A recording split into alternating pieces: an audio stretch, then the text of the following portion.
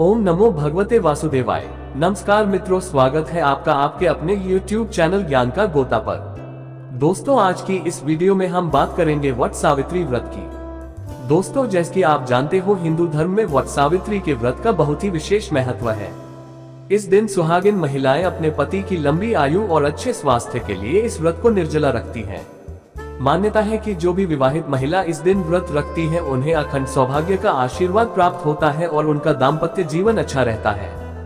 दोस्तों, अगर आप चैनल पर नए हैं और आपको जानकारी पसंद आ रही है और आपने अभी तक चैनल को सब्सक्राइब नहीं किया है, तो चैनल को सब्सक्राइब जरूर करें और वीडियो को लाइक और शेयर करना ना भूलें।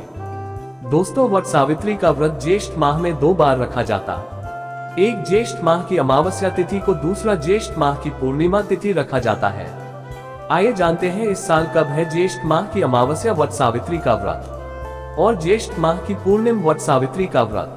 साथ ही जानेंगे इसका महत्व, पूजा विधि, पूजा का शुभ मुहूर्त और व्रत कथा। वट सावित्री अमावस्या और वट सावित्री पूर्णिमा व्रत में क्या अंतर है?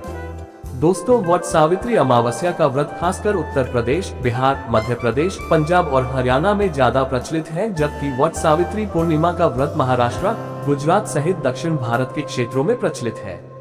दोनों ही व्रत के दौरान महिलाएं वट अर्थात बरगद की पूजा करके उसके आसपास धागा बांधती है और सावित्री सत्यवान की कथा का स्मरण करने के विधान के कारण ही यह व्रत वट सावित्री के नाम से प्रसिद्ध हुआ। दोस्तों, हिंदू पंचांग के अनुसार ज्येष्ठ मास की अमावस्या तिथि 5 जून 2024 दिन बुधवार को शाम के 7:54 से शुरू होकर अगले दिन यानी 6 जून 2024 दिन गुरुवार को शाम के 6:07 पर समाप्त होगी। उदय तिथि को ध्यान में रखते हुए ज्येष्ठ अमावस्या की वट सावित्री का व्रत 6 जून को किया जाएगा। दोस्तों, वट सावित्री व्रत की पूजा का समय सुबह के 10:36 से दोपहर के 2:04 तक हिंदू पंचांग के अनुसार। वहीं ज्येष्ठ पूर्णिमा 21 जून 2024 को सुबह 07:31 से शुरू होकर 22 जून को सुबह 06:37 तक है। इसलिए 21 जून को वट सावित्री व्रत रखा जाएगा। दोस्तों, वट सावित्री व्रत की पूजा का समय 21 जून को सुबह के 5:24 से 10:38 तक रहेगा। वट सावित्री व्रत का महत्व और क्यों की जाती है वट वृक्ष की पूजा? हिंदू धर्म में वट सावित्री व्रत का विशेष महत्व है। पौराणिक मान्यताओं के अनुसार इस दिन पतिव्रता सावित्री ने अपने पति सत्यवान के प्राण यमराज से वापस लेकर आई थी। पुराणों के अनुसार वट वृक्ष में ब्रह्मा, विष्णु और महेश तीनों देवताओं का वास है। इसके नीचे बैठकर पूजन, व्रत कथा सुनने से सभी मनोकामनाएं पूरी होती है। भगवान बुद्ध को इसी वृक्ष के नीचे ज्ञान प्राप्त हुआ था, अतः वट वृक्ष को ज्ञान, निर्वाण व दीर्घायु का पूरक माना गया है। ऐसी मान्यता है कि यह व्रत सुहागन स्त्रियों के लिए बहुत ज्यादा महत्वपूर्ण होता है। जो सुहागन स्त्री वट सावित्री व्रत करती हैं और बरगद के वृक्ष की पूजा करती हैं, उससे अखंड सौभाग्य का फल मिलता है और उसके सभी कष्ट दूर होते हैं। सिर्फ इतना ही नहीं, वट सावित्री का व्रत रखने से पति पत्नी के बीच आपसी प्रेम बढ़ता है और वैवाहिक जीवन में मधुरता भी आती है। कहते हैं कि वट वृक्ष में कई रोगों का नाश करने की क्षमता होती है, इसलिए इस दिन वट वृक्ष की पूजा का विशेष महत्व है। क्यों की जाती है वट वृक्ष की पूजा? वट वृक्ष में त्रिदेव यानी ब्रह्मा, विष्णु और महेश का वास होता है। इसके साथ ही वट वृक्ष की इन शाखाओं को सावित्री का रूप माना जाता है। इसके अलावा तने में विष्णु जी, जड़ में ब्रह्मा जी और शाखाओं में शिव जी का वास होता है। हर सुहागिन महिला अपने सुहाग की लंबी उम्र की ईश्वर से कामना करती है। यही नहीं, पति की तरक्की के लिए वह कई उपवास व उपाय भी करती है ताकि उनके सुहाग पर देवताओं की कृपा बनी रहे। इसलिए देश में करवा चौथ का विशेष महत्व बताया गया है। लेकिन कुछ महिलाएं पति की लंबी उम्र और कार्य उन्नति के लिए वट सावित्री का उपवास भी रखती है। वट सावित्री व्रत की पूजा को इस विधि से करें। वट सावित्री व्रत के दिन सुबह ही स्नान कर लें। स्नान के बाद लाल रंग की साड़ी पहने। इसके बाद अपने पति का चेहरा देखें या अगर आपके पति आपसे दूर रहते हैं तो उनकी तस्वीर देखें। उसके बाद दुल्हन की तरह 16 श्रृंगार करें। फिर पूजन सामग्री को एक थाल में रखकर पूजा की तैयारी करें। वट वृक्ष के नीचे सावित्री और सत्यवान की तस्वीर को स्थापित करें। इसके बाद वट वृक्ष में जल अर्पित करके फूल, भीगे चने, गुड़ और मिठाई चढ़ाएं। इस दौरान पूजा करते हुए वट वृक्ष की जड़ में जल और कच्चा दूध अर्पित करें। इस दौरान चावल के आटे का पैठा जरूर लगाएं। बाद में आप रोली, अक्षत, पान, फल, सुपारी, फूल, बताशी आदि पूजा सामग्री चढ़ाएं। उसके बाद वट वृक्ष की 7 बार परिक्रमा करते हुए आप इस पर कच्चा सूत या कलावा लपेटें। हाथ में चने लेकर वट सावित्री की कथा सुने या पढ़े। वट सावित्री व्रत की पूजन सामग्री की सूची इस प्रकार है। बांस का पंखा, कलावा या सफेद सूत हल्दी में रंगा हुआ, मौसमी फल जैसे आम, लीची, तरबूज, फूल लाल या पीला और फूलों की माला, वट वृक्ष का पेड़, घर पर पूजा करने के लिए वट वृक्ष की डाल, भीगा हुआ काला चना, अक्षत, धूप बत्ती, पान, सुपारी, गंगा जल, पवित्र जल, केले का पत्ता, नए वस्त्र लाल पीला, मिट्टी का घड़ा, दीप बाती, देसी घी, तांबे के लोटे में गंगा जल मिला जल, सिंदूर, रोली, हल्दी, मिठाई। दोस्तों अब आपको सुनाते हैं वट सावित्री की व्रत की कथा। भद्र देश के एक राजा थे जिनका नाम अश्वपति था। भद्र देश के राजा अश्वपति के कोई संतान न थी। उन्होंने संतान की प्राप्ति के लिए मंत्रोच्चारण के साथ प्रतिदिन 1,00,000 आहुतियां दी। 18 वर्षों तक ये क्रम जारी रहा। इसके बाद सावित्री देवी ने प्रकट होकर वर दिया कि राजन, तुझे एक तेजस्वी कन्या पैदा होगी। सावित्री देवी की कृपा से जन्म लेने के कारण से कन्या का नाम सावित्री रखा गया। कन्या बड़ी होकर बेहद रूपवान हुई। योग्य वर न मिलने की वजह से सावित्री के पिता दुखी थे। उन्होंने कन्या को स्वयं वर तलाशने भेजा। सावित्री तपोवन में भटकने लगी।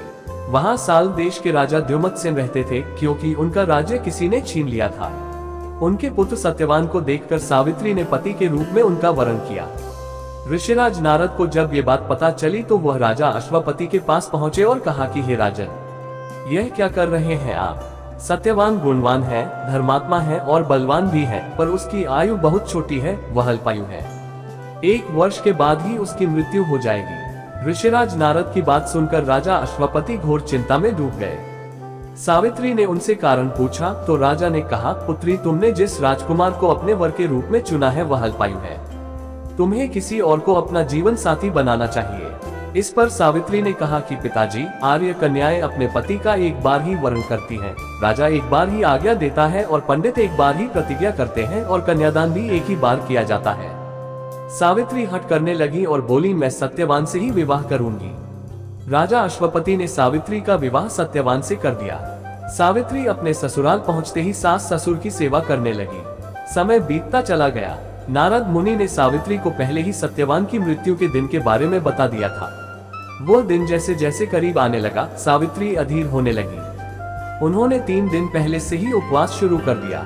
नारद मुनि द्वारा कथित निश्चित तिथि सावित्री ने पितरों का पूजन किया।